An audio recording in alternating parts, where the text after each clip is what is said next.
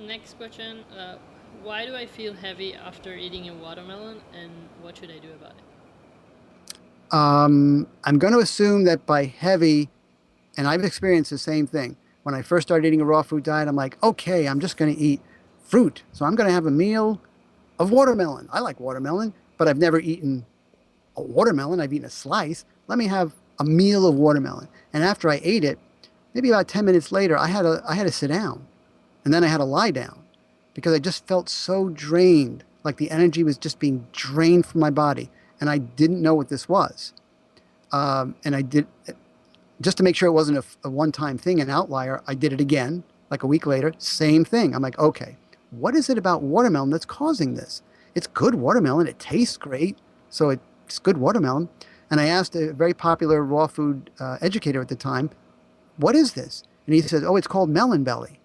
And I was so happy to hear that it has a name because if it has a name, we must know what's causing it. Yeah. It's got a name. So I said, great, great. What causes that? And first he said, eating a lot of watermelon. I'm like, okay, that's it. That was his sense of humor. I said, no, no. But what causes what happens to me physiologically? Oh, we don't know. That was the answer I got. We don't know. I'm like, oh, come on. I'm not asking, is there life on other planets? This is something that we should be able to know.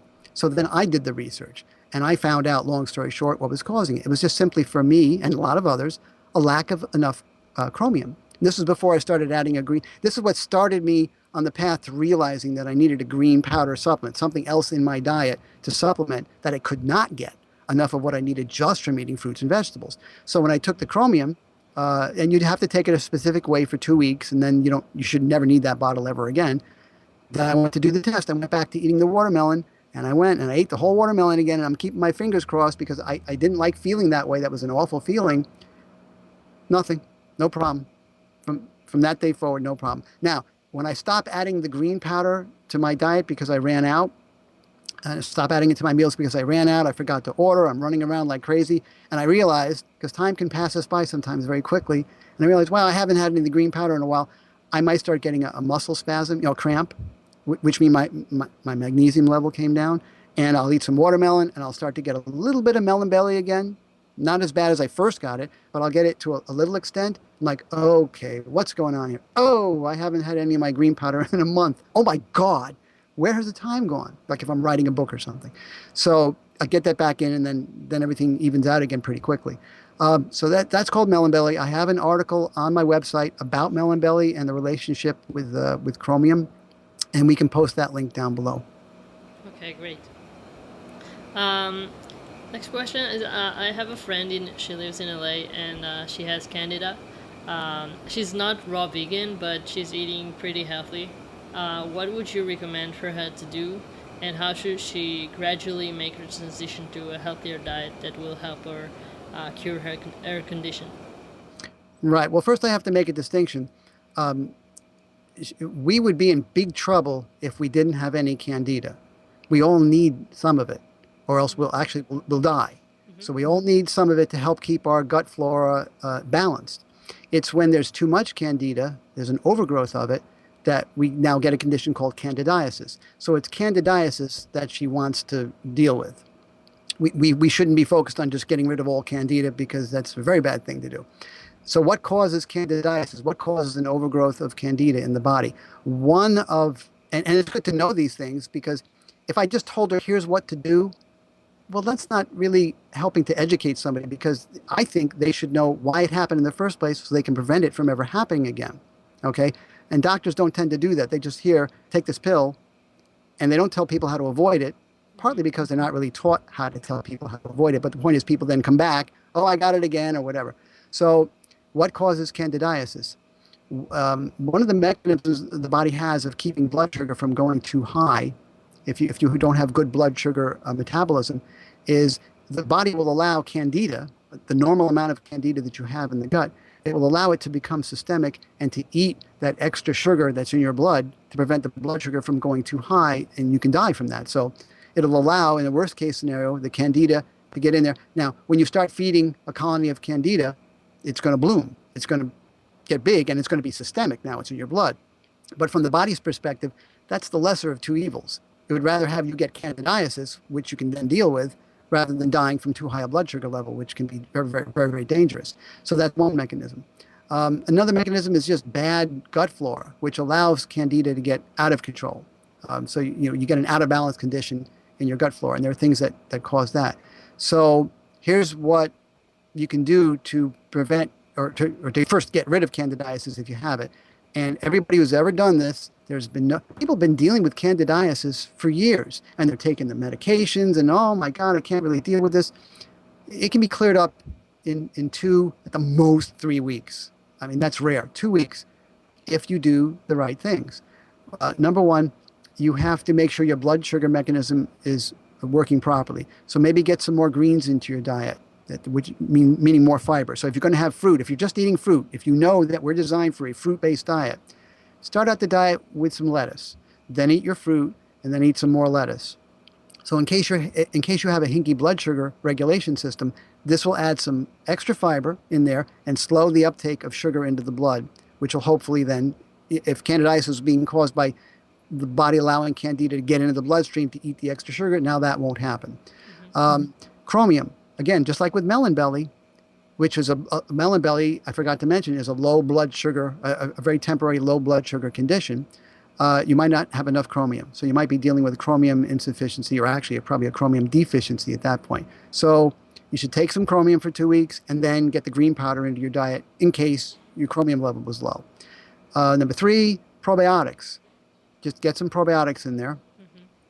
You should buy them from the refrigerated section of a health food store. Do not buy any probiotics from a non-refrigerated shelf, no matter what it says on the box, no matter how it says this is going to be okay for you and it's great probiotics. No, it's not. It's got to be refrigerated. You got to keep it cool on the way home and keep it in your refrigerator and use that every day for 2 weeks. And most important, I probably should have mentioned this as number 1, you got to get the fat out of your diet. One of the things that really gets in the way of having a good blood sugar regulation is too much fat in the diet. And I have a video somewhere on my website that shows what happens when there's too much fat in the diet and how it can make your blood sugar level rise, which can cause that systemic candidiasis. Right. So for 2 weeks, get all the fat out of your diet. Now, it's impossible to get it all out because even romaine lettuce has fat, even a banana has fat, but that's not the kind of fat I'm talking about. I'm talking about avocado, salad dressing. She might be, your friend might be eating salad dressings because she's not eating a raw food diet. So any oils, nuts, seeds, anything that has the word fat associated with it in any way, shape, or form, don't eat it for 2 weeks. That'll also help to make sure that you'll make your blood sugar regulation much easier without all that fat in your diet, and you won't die. You'll pick it up again later after you bring your candidiasis level down to where you just have a normal amount of candida. So that was it. The probiotics to get the fat out of your diet, the chromium, some activity. If your friend in LA is a couch potato, no more potatoes. Off the couch, get her butt in gear. And everybody who's done this, and the green powder, by the way, because there's a few other nutrients that also would help bring candidiasis down. And the green powder, and people who have done this, nobody has not gotten rid of it. 100% they get rid of it. Cool, that's nice. Okay, next question. Do you periodically detox, even after being a raw vegan for more than 25 years? And if you do, what do you do? Well, I should put it this way. The body is always detoxing. Regardless of how you live, regardless of what diet you eat, the body is always doing a whole bunch of things. The heart is always beating, your lymph fluid is always moving, well, hopefully, maybe not if you're sedentary, but it's always trying to detox. The problem with toxemia, which is basically toxified blood, if you want to call it that, the body being too toxic with things, is you're being exposed to too many toxins, and you're not doing the things that are necessary to help the body, to aid the body to get them out. So it's like a 1-2 punch. You're being exposed to too many toxic properties, like the classic is, pesticides on non-organic food. That's a classic one. I won't even talk about cigarette smoking. That's an obvious one. But there is lots of things we do in our lifestyles that can toxify the body. And then not doing the things that help the body get rid of it, like being active to move your lymphatic fluid, being well hydrated so that you're urinating often enough. So there are things we can not do enough of that handicap the body's ability to detox. So my detox is long since over. I mean, I've been eating this way for 25 years. So whenever I'm exposed to anything, like if I'm driving and I'm stuck in traffic and I'm breathing in lots of exhaust and it really knocks me out when I breathe this stuff in, yeah, my body has to then detox that.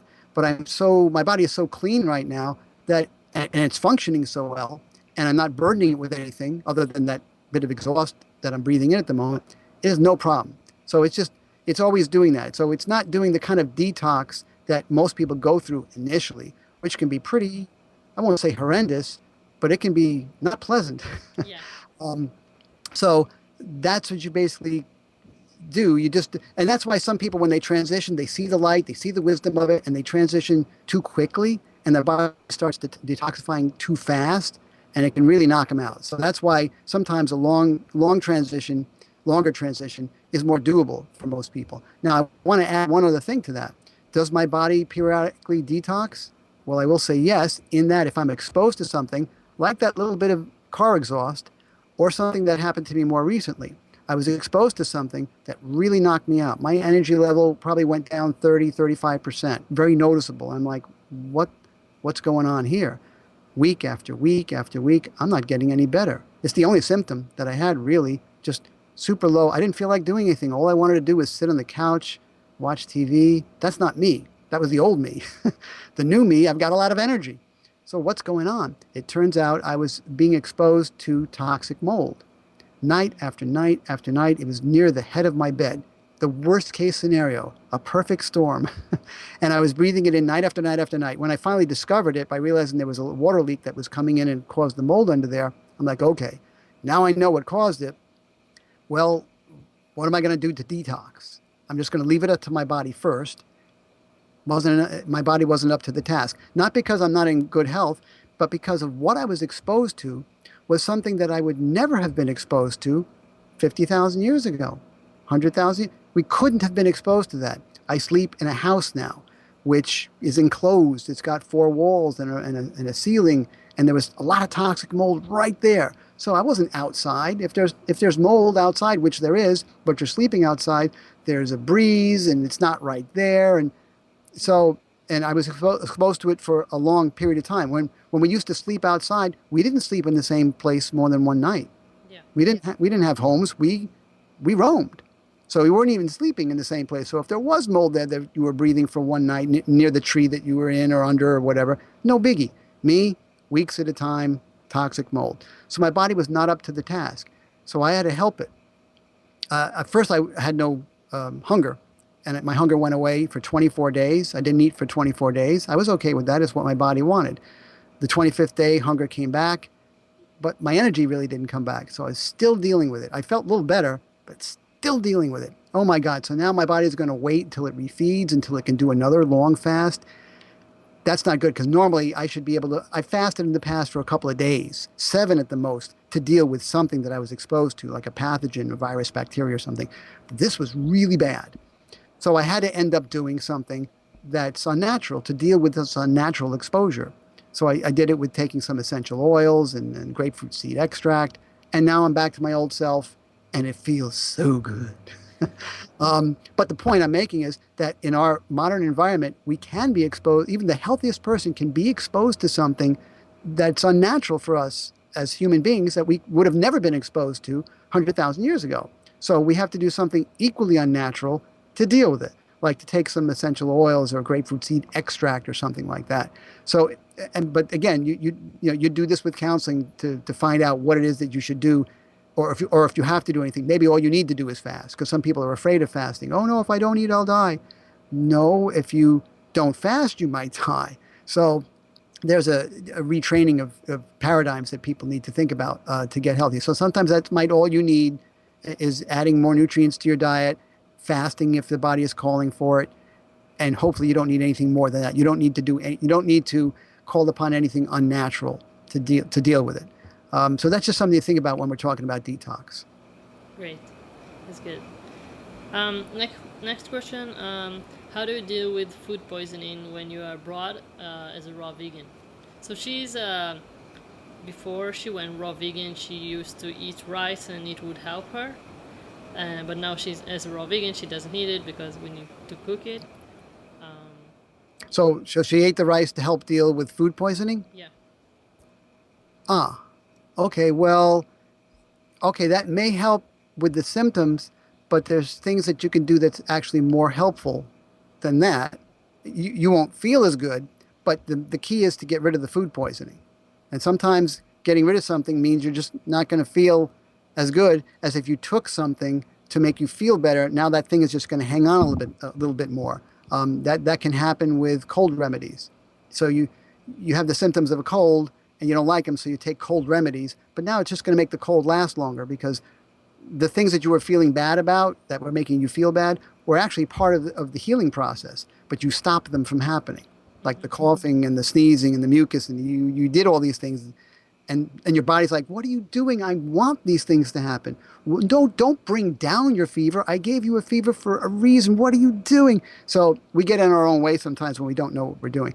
But so rather than eat right, well, for food poisoning, you generally do get that you can get it from food, but not from the kind of food that most raw vegans eat, because the kind of food poisoning most people get are from animal foods that are not cooked properly, that bacteria grew on it. You don't have that problem as much with a fruit and vegetable vegan diet. You really don't. Raw vegans who have said, I got food poisoning, usually didn't get it from the food. They got it from the water that they either drank or the water that they washed their food with. Or, okay, so if you're in another foreign country where you feel, okay, I want to wash these foods that I ate, do it with bottled water. And of course, people tell you drink the bottled water. Don't drink the water from the tap. Not for the reasons we have in the United States, because there's chlorine and all kinds of toxins in it, but there's bacteria in water in some countries, like Mexico, for example. The Mexicans are used to this now. Their guts are used to their tap water as far as the bacteria is concerned. But someone from outside Mexico comes in, drinks that water. They're not used to it, and they get what's called Montezuma's revenge. Google that if you don't know what that phrase is. But the best thing to do, I mean, you may have to go to the hospital if it's really, really bad. If you're vomiting and diarrhea that's constant and constant, you can only do that so long. But if it's mild food poisoning, you just don't eat anything. And you just drink a little bit of bottled water if you get thirsty. If you're not thirsty, don't even drink anything. And just curl up in a corner, basically, like animals do. So that's the long and the short of food poisoning when you're a raw vegan. Yeah. So it's mostly resting and fasting. Yeah, don't eat because eating requires digestion. Digestion robs the body of nervous system energy that it would rather put to dealing with the pathogen that you brought in on the food. That's huge.